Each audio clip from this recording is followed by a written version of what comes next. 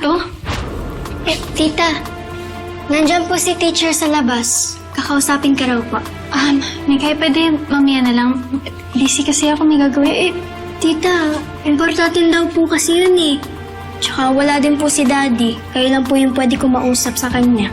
Sige na. Kat, sunduin mo nga yung teacher nito.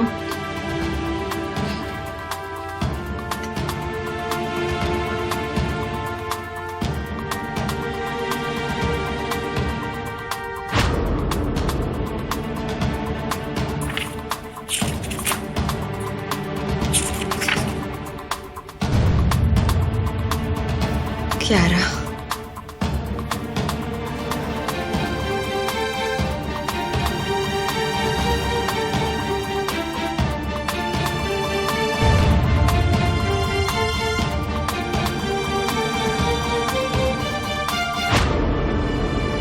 Mika is one of our top ballet dancers sa class. Lagi po kasi kaming nagpa-practice ni Tita Angel. That's why pumunta ako dito to personally invite Mikay na makasama sa performance namin, The Nutcracker.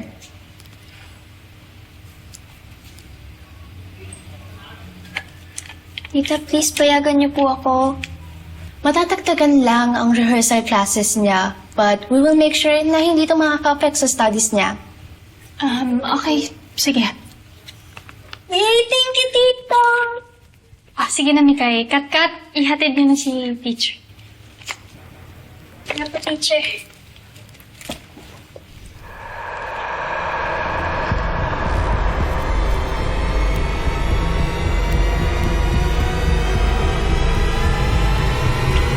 Yun lang ang nakasulat? Kiara at Angel? Wala namang ibang detalye? Wala na. Hula ko ito yung last note ni Dad bago siya maaksidente.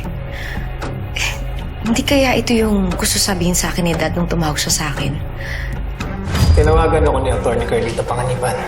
Meron daw siya nag-gather ng mga impormasyon na makakasog ng kaso mo. Sabi niya may gusto siya sa akin sabihin na pwedeng makatulong sa kaso ko. Si Kiara. Kiara? Di ba yan yung best friend ni Angel? Yung lagi niyang pinupuntahan sa tuwing nawawala siya? Oo. Alam mo, never ko pa siya na-meet.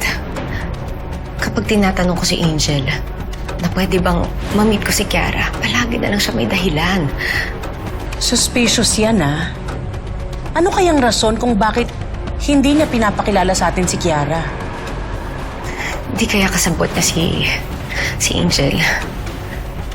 Kailangan natin mahanap yung babaeng yan. Tulungan mo ko, Lorraine, please. Hahanapin natin siya. Kahit mag-hire ako ng 10 detective para halughugin ang buong Pilipinas, mahanap natin yung babaeng yan.